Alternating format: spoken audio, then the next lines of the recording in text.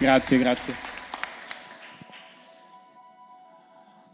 Fatevi guardare un attimo, perché... No, questo è l'effetto che faccio, no? Parla di postura, ci si raddrizza tutti. Vi svelo un segreto. Allora, chi parla di postura non deve mettere dritto tutto, deve creare le condizioni affinché la natura faccia il suo corso. Ok? Come fa un contadino? Un contadino non è che si sforza di far crescere un pomodoro. Lui crea le condizioni affinché il pomodoro cresca da solo. Mi seguite? Allora, io come prima slide ho preparato questo grazie, che vuole essere molto politicamente corretto, ringraziare chi ha permesso questo evento, eccetera, ma voglio cambiarlo questo grazie. Volevo ringraziare le relatrici che ci sono stati prima di me e volevo ringraziare tutti voi, perché io sono sempre più affascinato dall'impegno che ci mettete come insegnanti, educatrici e maestre a creare una generazione di ragazzi che apprendono meglio. Avrei voluto io avere degli insegnanti come voi, quindi vi ringrazio perché oggi state dedicando del tempo a questo evento e state dedicando del tempo alla vostra crescita professionale che diventerà crescita emotiva e culturale per i piccoli. Quindi grazie. Allora, di cosa vi parlo oggi? Oggi parlo di alcune dinamiche posturali e si potrebbe parlare un weekend. E un altro piccolo segreto è che la maggior parte delle persone che parlano di postura non ne sa veramente così tanto, anche perché finché il nostro cervello avrà dei meandri nascosti, dire esattamente come funziona la postura è impossibile. Allora, visto che siamo in una situazione ufficiale, io oggi vi parlerò di delicati equilibri tra il conscio e l'inconscio, tra il consapevole e l'inconsapevole, e il modo migliore per spiegarvi questo piccolo concetto è una barzelletta. Okay? Non siete obbligati a ridere, ascoltatela e basta.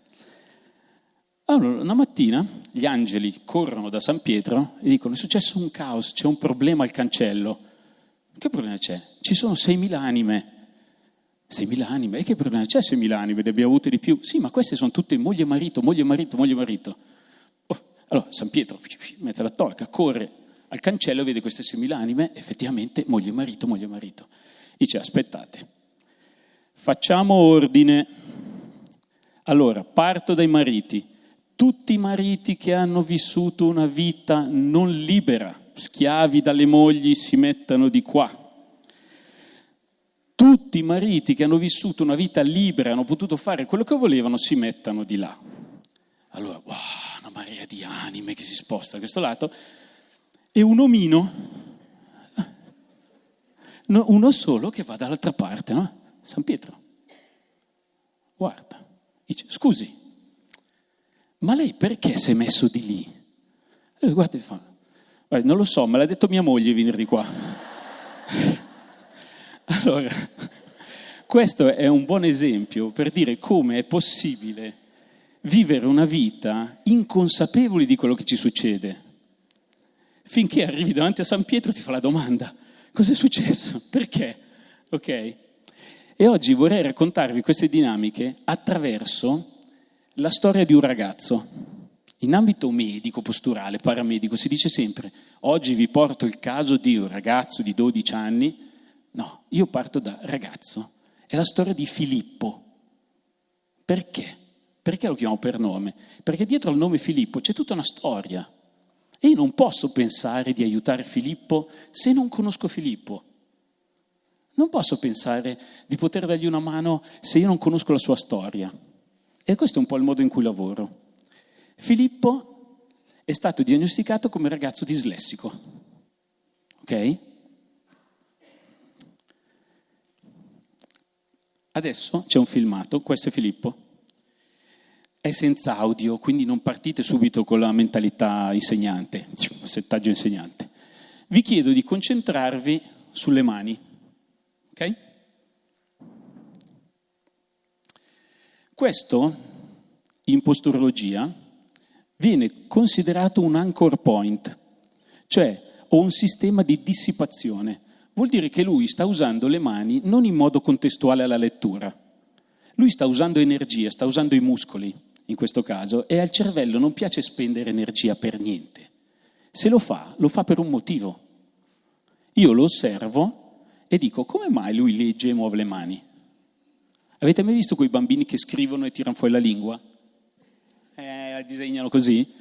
Perché lo fanno? È un consumo energetico stupido, scusate, stupido non il bambino, è stupido il consumo energetico. E il sistema tonico-posturale non vuole spendere energia per niente. È come un economo, dice se io posso andare in vacanza con tot euro, non voglio fare la stessa vacanza spendendone di più. Ok? Secondo filmato, è un pezzettino del primo, è la parte finale. Vi chiedo, adesso ci sarà l'audio, penso che ci sia l'audio, comunque anche in questo caso l'audio non è importante, vi chiedo di concentrarvi sul capo di Filippo. Di morte. Si sarebbe detto che generi il forte tic-tac da un punto del corridoio. Un senso vago inquietudine incominciò a impadronirsi di me. Chi erano questi tedeschi e cosa facevano in quella località isolata? E che posto era quello infinito? Allora, qua succede una cosa interessante dal punto di vista posturale. Lui parte con la testa alta, muove le mani, poi pian piano avvicina la testa al foglio fino a appoggiare la testa sulle mani, fino a quando si arrende e fa no. Avete notato? Questo è un segnale interessante del sistema tonico, perché mi sta dicendo che lui sta facendo una fatica non dovuta per un gesto che non ne dovrebbe richiedere. Praticamente, vi faccio un esempio. Immaginate che state andando in autostrada, correte ai 120 all'ora, in autostrada comincia a piovere. Piove, aumenta la pioggia, fin quando è difficile vedere. E allora rallentate, non andate più a 130, 120, cominciate ad andare a 100, 90, 80. Quando la pioggia diventa insostenibile, c'è chi si ferma e si mette sotto un ponte, giusto? Ed è quello che ha fatto lui. Lui a un certo punto, il disagio è diventato così importante che ha dovuto fermarsi.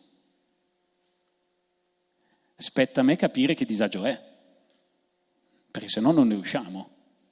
Cioè io devo fare come San Pietro, mi chiedo, ma perché questa cosa qua? Allora, non lanciatemi niente. Qua, la natura non ci ha progettati per studiare, per leggere o per contare, non come lo facciamo a scuola. La natura ci ha progettati per imparare, per apprendere dall'ambiente, ma non c'è nella natura la scrittura. Sono delle acquisizioni superiori. L'essere umano ha sviluppato queste capacità e le tramanda da persona a persona per creare delle persone migliori. Quindi voi, anche se non ve l'ha mai detto nessuno, insegnate il vero superpotere all'essere umano. Voi date al bambino la possibilità di imparare tutto quello che c'è da imparare nel mondo. E questo è il vero superpotere. La natura non lo fa, lo tramandiamo noi. Quindi la natura, che segue delle regole precise, quando fa una cosa per cui non è stata progettata, consuma più energie di quello che consumerebbe per ciò che è stato progettato. Mi seguite? Ok. I bambini infatti giocano tutti, in natura giocano tutti i cuccioli giocano, sono progettati per quello e imparano giocando. Quando cominciate, per esempio, ad addestrare un cane, il cane potrebbe andare in crisi. Chi ha di voi ha cani che ha provato ad addestrarlo?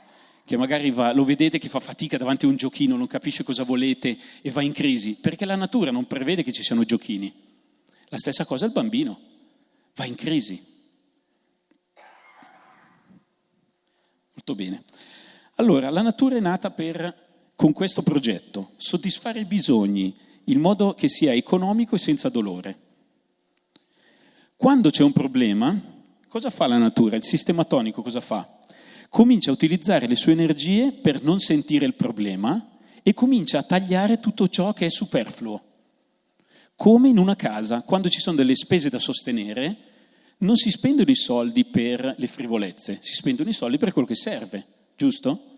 Così fa il sistema tonico. Cosa succede però se il disagio comincia in età prescolare?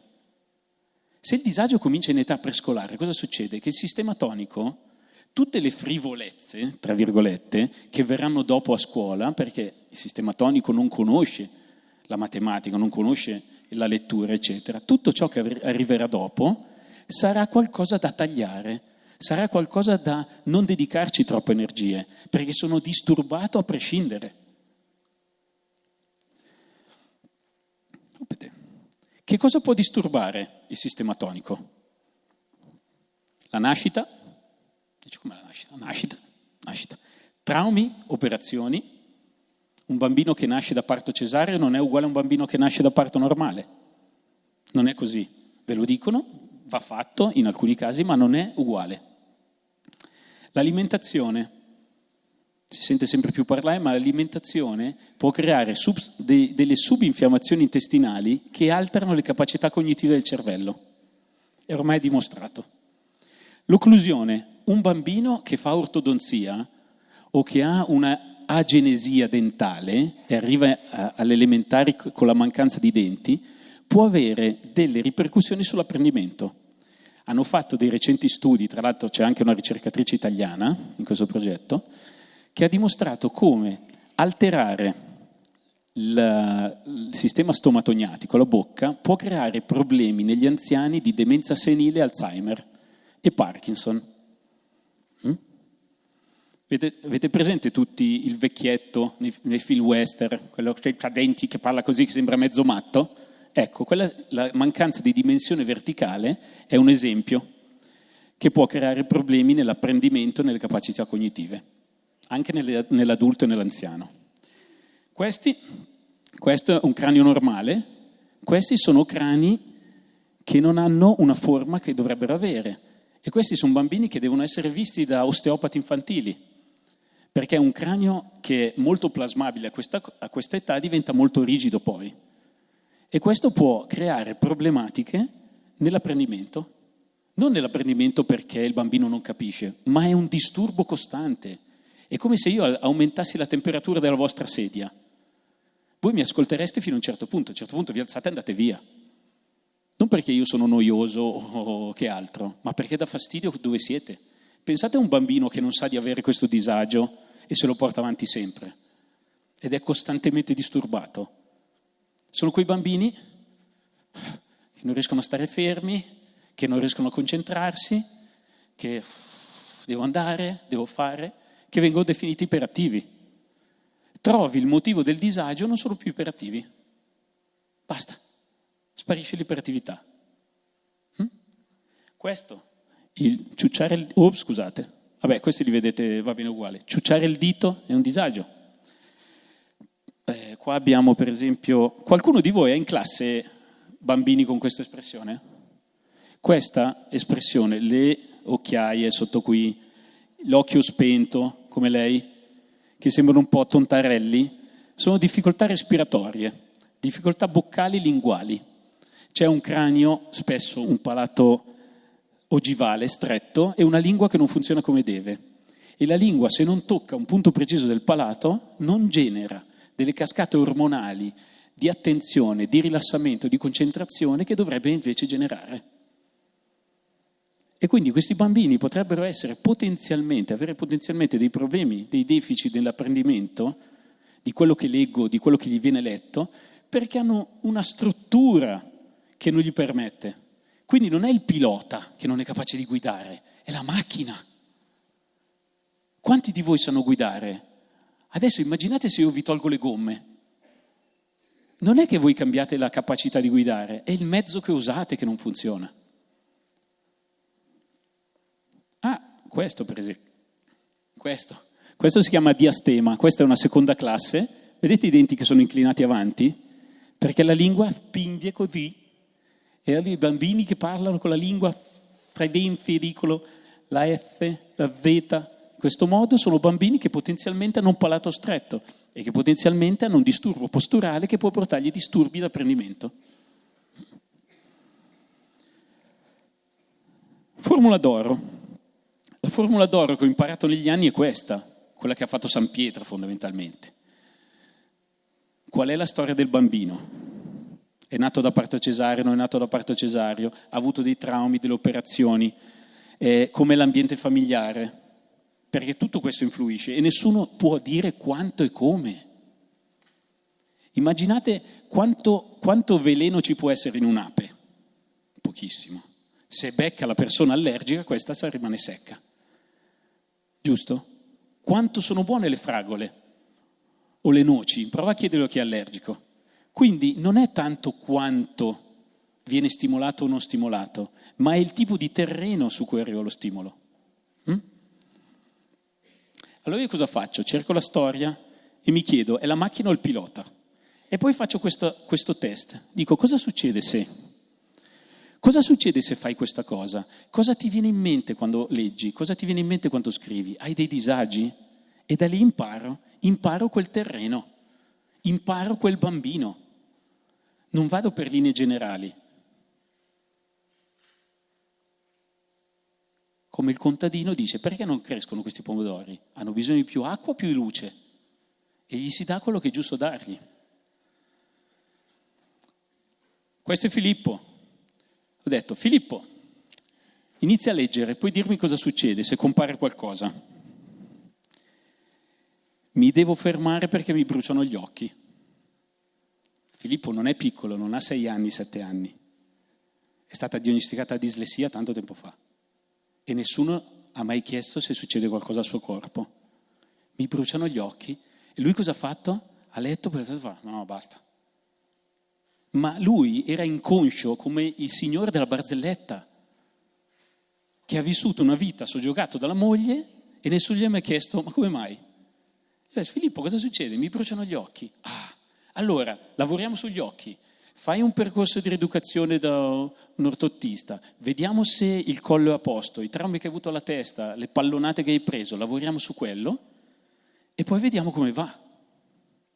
Calcolate che a Filippo bruciamo gli occhi dopo 40 secondi, il filmato che avete visto voi era più lungo, era seconda, terza seduta. E questo è Filippo. Adesso. Quell'animaletto non aveva più nessuno al mondo, c'ero solo io ad aiutarlo. Per la prima volta in vita mia mi ritrovai a parlare con un riccio. Non ti abbandonerò, piccolino, non ti lascerò qui, in questa scatola a morire di freddo e di fame. Farò il possibile per salvarti. Dovevo pensare in fretta. Per prima cosa era sicuramente urgente fargli riprendere un po' di calore e allora gli posi accanto una boule di acqua tiepida. Poi mi precipitai ad aprire il mio computer portatile. Volevo informazioni precise. Di Ricci non è...